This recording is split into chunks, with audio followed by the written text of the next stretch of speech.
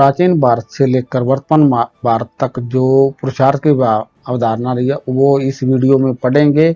इससे आप मेरे जो वीडियो जरूर देखें अंत तक।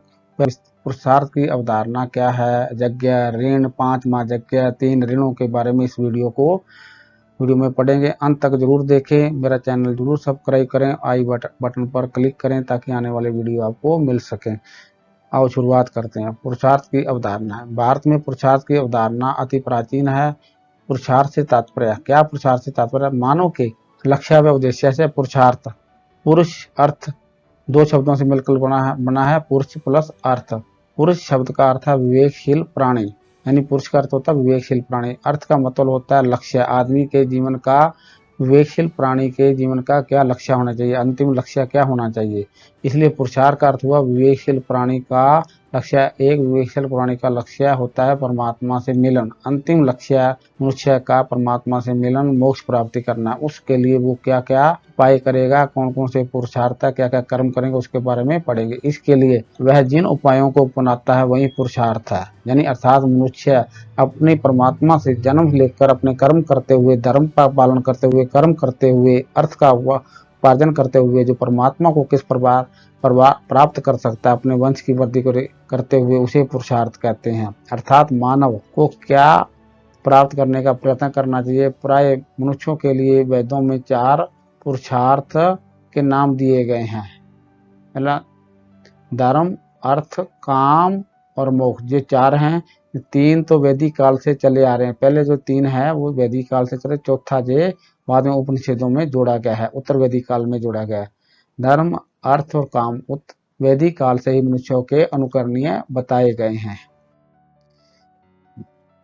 लेकिन उपनिषद धर्म और जैन धर्म, बौद्ध धर्म में मोक्ष को, यानी कि जैन धर्म और बौद्ध धर्म में मोक्ष के अंतिम लक्ष्य मोक्ष पर जोर दिया गया था। इसलिए चौथा पुरुषार्थ मोक्ष को भी जोड़ दिया गया। मनुष्य जीवन का परम और अंतिम लक्ष्य बताया गया है। बाद में धर्म, अर्थ और काम व मोक्ष का समन्वय हो गया। यानी कि मनुष्य के पुरुषार्थ 4 बताए गए हैं। धर्म, अर्थ, काम और मोक्ष। यानी कि धर्म का पालन करते हुए, अर्थ का उपार्जन करते हुए, अपनी संसारिक सुख सुविधाओं का भोग करते हुए अंतिम लक्ष्य परमात्मा को किस प्रकार मोक्ष प्राप्त कर सकता है, उसे पुरुषार्थ कहते हैं। पुरुषार्थ से तात्पर्य पुरुष मनुष्य के योग्य अर्थ अथवा मूल्य से तात्पर्य आदर्श से। जिन आदर्शों का अनुसरण मनुष्य को अपने जीवन में करना चाहिए वे ही पुरुषार्थ हैं।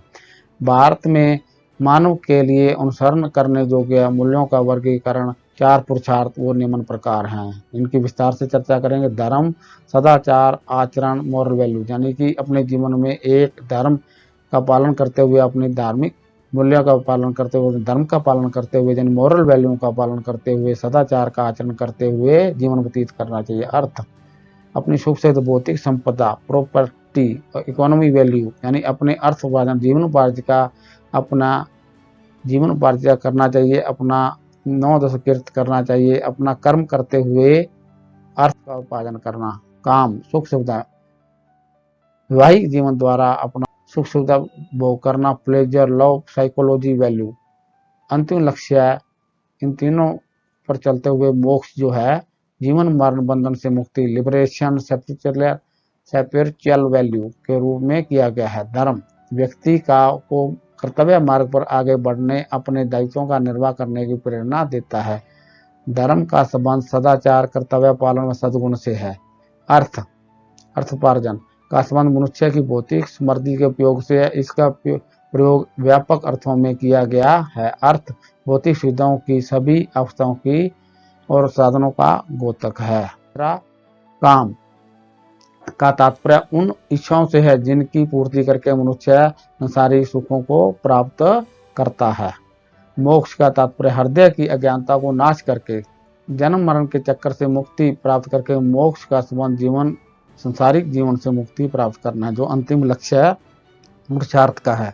प्रथम 3 पुरुषार्थों का संबंध मनुष्य के संसारिक जीवन से है। यानी प्रथम 3 पुरुषार्थ है धर्म, अर्थ और काम, इनका संसारिक जीवन से संबंध है। और जो अंतिम जो पुरुषार्थ है मोक्ष, इसका संबंध आध्यात्मिक जीवन से है। यानी कि गृहस्थ जीवन छोड़कर संन्यास वनों में अध्यात्म और ईश्वर का ज्ञान प्राप्त करना। मैं क्यों पृथ्वी पर आया हूँ, मेरा जीवन का अंतिम लक्ष्य क्या है, अंतिम लक्ष्य को प्राप्त करना।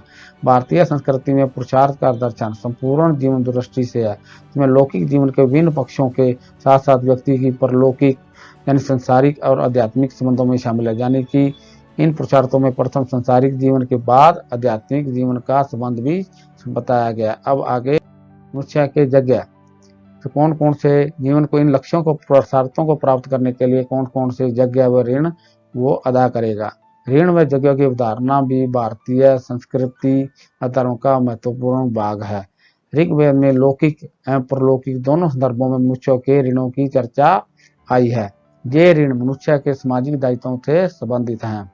भारतीय ऋषियों ने 3 त्रिऋण की व्यवस्था की है। ये कौन कौन से ऋण है जिनको अपना तीनों पुरुषार्थों का पालन के लिए इसको 3 ऋण अदा करने होंगे, तो ये पुरुषार्थ से प्राप्त होंगे। देव ऋण, ऋषि ऋण, पितर ऋण। इन ऋणों से मुक्त होने से ही वो मुक्ति संभव है। यानी अपना जीवन व्यतीत कर इन 3 ऋणों से जीवन में अपने 3 ऋणों से वो मुक्ति प्राप्त करेगा। वो किस प्रकार प्राप्त करेगा वो इसका ध्यान करते हैं। पितर ऋण, विवाह उपरांत संतानों उत्पत्ति के द्वारा मानव जाति की निरंतरता, अपने वंश को निरंतरता बनाकर पितर ऋण की पूर्ति करेगा, यानी अपनी वंश की वृद्धि करेगा।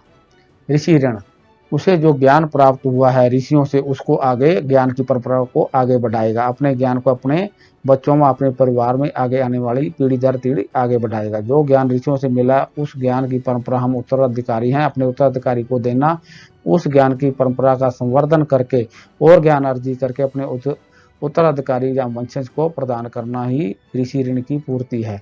देव ऋण, देवताओं के प्रति हमारा जो दायित्व है जिसे यज्ञ प्रति पूरा किया जाता है, जो हमारी प्राकृतिक शक्तियां हैं, प्रकृति को संभालना और हमारी पृथ्वी को संभालना, वो ही देव ऋण है। जय ऋण मनुष्य को सृष्टि से जोड़ता है, यानी सृष्टि को बचाए रखना। मनुष्य को समस्त प्राणियों, कीट पतंगों, पशु पक्षियों, भोजन, सूर्य चंद्र की स्तुति करना, सृष्टि की निरंतरता में योगदान देना। यानी प्रकृति से ही हमें जीवन प्राप्त हुआ है, इसकी सार संभाल करना ही आज भी हमारे प्राचीन से लेकर वर्तमान तक हम पशु पक्षियों, कीट पतंगों को खाना डालना, दाना डालना। मानव जीवन का उद्देश्य है धर्म, अर्थ, काम, मोक्ष की प्राप्ति। इन चारों की प्राप्ति तभी संभव है जब विधि विधान से 5 महायज्ञ किए जाएं। ये 5 महायज्ञ कौन कौन से हैं? 5 महायज्ञ भारतीय संस्कृति में प्रत्येक ग्रस्त के लिए महायज्ञ का आवश्यक प्रावधान किया गया है। प्राचीन भारत में यज्ञों को पवित्र अनुष्ठान माना जाता है। इन यज्ञों की संख्या 5 थी, इसलिए इन्हें पंच महायज्ञ कहा जाता था। 4 पुरुषार्थों, 3 ऋणों के पश्चात 5 महायज्ञों का प्राचीन से अब तक बहुत महत्व है। ये 5 महायज्ञ कौन कौन से उनके बारे में ब्रह्मा या ऋषि यज्ञ, स्वाध्याय यानी सेल्फ स्टडी द्वारा ऋषि के विचारों का अनुशील करना। देव यज्ञ, देवताओं को यज्ञ करके स्तुति करना, पूजा करना, प्रार्थना करना, वंदना करना।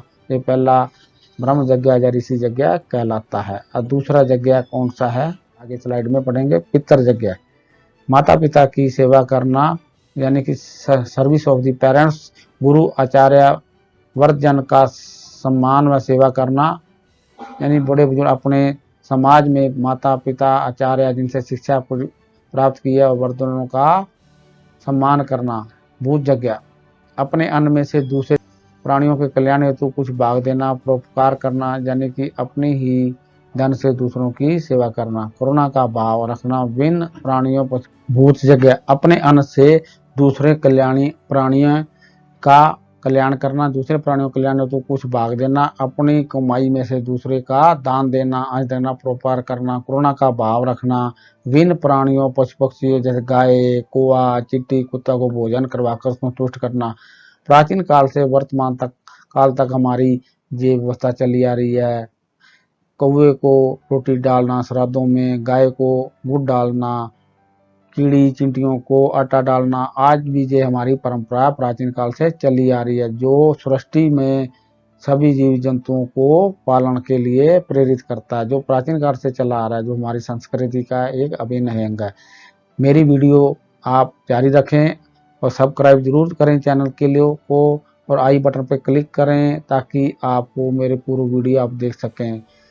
नरपत संग अतिथि जगह, अतिथि का प्रेम सत्कार आदर से सत्कार का सेवा करना, अतिथि देवो भव, संपूर्ण समाज के मातर के कल्याण के लिए कार्य करना। Thank you very much see thank for see my video.